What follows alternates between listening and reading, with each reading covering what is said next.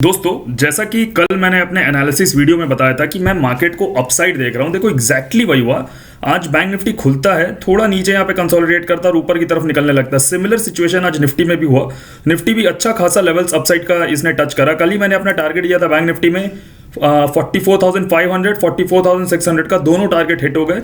अब कल के सेशन में बैंक निफ्टी में किस तरीके से ट्रेड करेंगे, और आज मैंने एक कॉल लिया था फिन निफ्टी का 19,900 का 10 रुपए के आसपास, वो 16 तक गया था। 60% का मेरे को रिटर्न मिल रहा था अराउंड 10-15-20 मिनट्स में ही लेते ही मेरे। बट फाइनली मार्केट यहाँ पे रेंज बाउंड हो गया और कल एक्सपायरी है फिन निफ्टी की, तो इसलिए मुझे कोई खास प्रॉफिट नहीं हुआ। मैं नेक टू नेक निकला।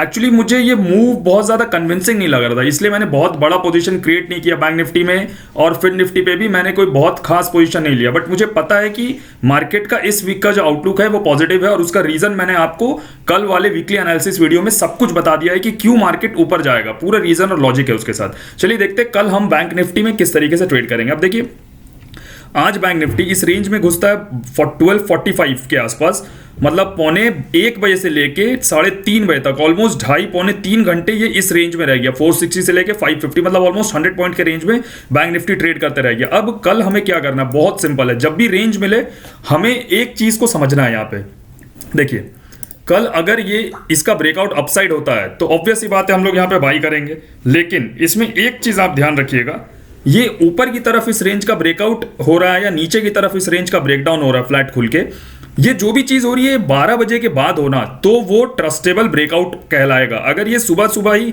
9:15 बजे मार्केट यहाँ इस रेंज के बीच में खुलता है और 10-15-20 मिनट या आधे घंटे में भी मान लीजिए अपसाइड ब्रेकआउट कर गया, तो मैं बाई करने के प्रेफर में नहीं रहूंगा, बिकॉज फर्स्ट स्टार का जो ब्रेकआउट या ब्रेकडाउन होता है वो फेक होता है मार्केट में। 80-90% ऑफ द सिचुएशंस में ये मैंने नोटिस करा है। तो कल अगर ये ब्रेकआउट होता 12-12:30 बजे के बाद 44,550 के ऊपर निकलता, मैं बाई करूंगा। टारगेट 44,700, 44,800, 44,900, 100 पॉइंट्स के टारगेट हम लोग लेके चलेंगे। वाई हम लोग बड़े टारगेट्स क्यों नहीं ले रहे? क्योंकि मार्केट रेंज बाउंड है। जब तक मार्केट इसके ऊपर नहीं निकलता है, ये 44,950, 45,000 के ऊपर, तब तक हमें बड़ा मूव नहीं देखने को मिलेगा। आप देखो यहाँ पे ये कहीं ना कहीं पूरा का पूरा स्ट्रॉन्ग रेजिस्टेंस जोन है। मैं आपको डेली टाइम फ्रेम पे दिखाता हूं, एक बार आपको बहुत क्लैरिटी मिलेगी इस चीज पे। यहां पे आप देखो, ये बहुत ही स्ट्रॉन्ग रेजिस्टेंस जोन है, ये जो 45,000 का जो जोन है। क्यों ऐसा है?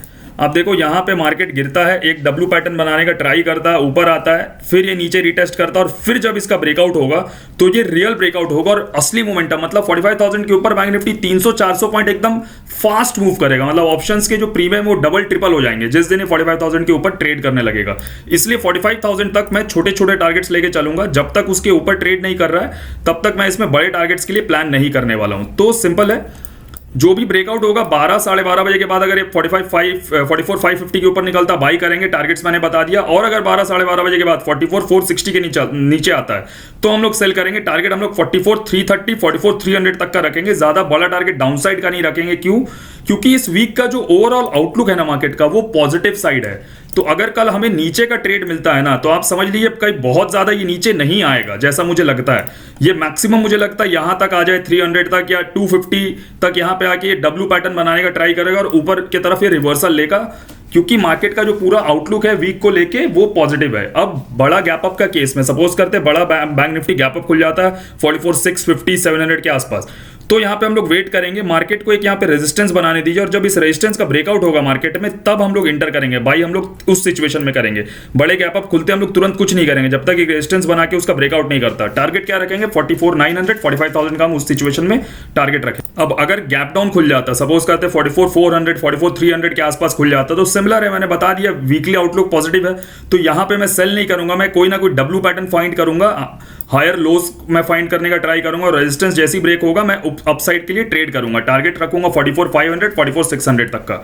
सिंपल है, एकदम क्लियर है। गैप अप के केस में क्या करना है, गैप डाउन के केस में क्या करना है, और फ्लैट खुलता है तो ब्रेकआउट और ब्रेकडाउन के केस में क्या करना है। एक चीज और मैं आपको बता देता हूं, सपोज करिए फ्लैट खुलता है मार्केट और अगर आधे घंटे 1 घंटे के अंदर ही अपसाइड ब्रेकआउट कर गया, तो मैं वहां पे बाई नहीं करूंगा। मैं क्या करूंगा, मैं यहां पे एक एम पैटर्न फाइंड करने का ट्राई करूंगा, बिकॉज मेरे हिसाब से अगर फर्स्ट हाफ में ब्रेकआउट हुआ तो फेक होगा। मैं एम पैटर्न फाइंड करूंगा और मार्केट नीचे आएगा।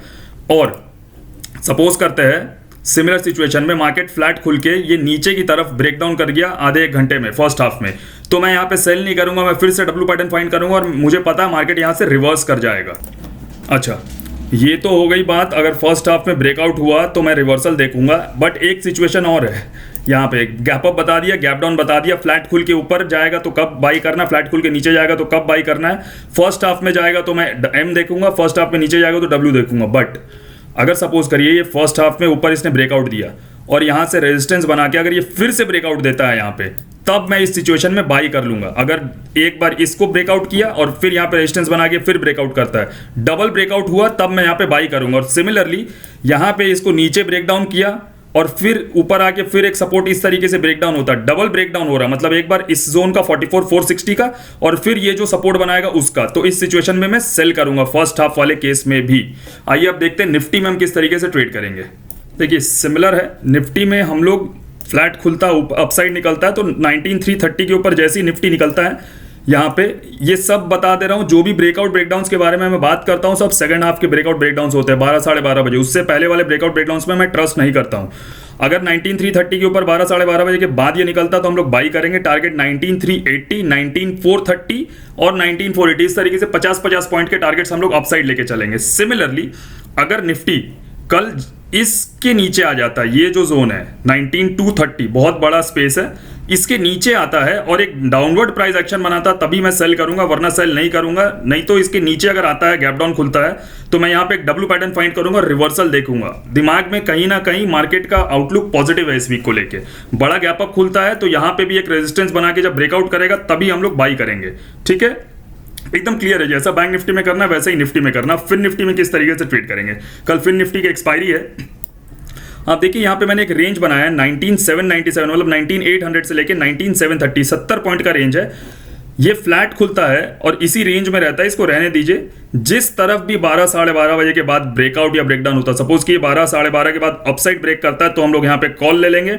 12 साढ़े 12 बजे के बाद अगर ये डाउन साइड ब्रेकडाउन करता है तो हम लोग यहाँ पे पुट ले लेंगे। ट्राई कीजिएगा कॉल या पुट जो भी आप लेंगे उसका वैल्यू 5-7 रुपए से ज्यादा का नहीं हो, बिकॉज आपका रिस्क काफी मिनिमम होगा। और वहां पे अगर मार्केट सपोज करते हैं ट्रेंडिंग हो गया तो 5-7 रुपए का जो कॉल है वो हमारा नहीं करके 30, 35, 50 भी हो सकता है। मैंने तो 100 होते भी देखा है इसमें फिर निफ्टी में 1-1.5 महीना पहले। और अगर ये नीचे की तरफ ब्रेकडाउन कर जाता 12 साढ़े 12 बजे के बाद तो हम लोग 5-7 रुपए का पुट लेंगे और उसको कैरी कर सकते हैं अच्छे से। रिस्क कम है, रिवॉर्ड बहुत हाई है। दोस्तों अगर आप भी टेक्निकल एनालिसिस सीखना चाहते हो या आप ट्रैप ट्रेडिंग, एडवांस एनालिसिस, किसी भी तरीके से प्रोफेशनल ट्रेडिंग सीखना चाहते हो या आप मेरे साथ ट्रेड करना चाहते हो, तो इन सब चीज़ों के लिए आप हमें टेलीग्राम पे मैसेज करिए। टेलीग्राम का लिंक आपको हमारे यूट्यूब के कमेंट बॉक्स पे मिल जाएगा। Thank you.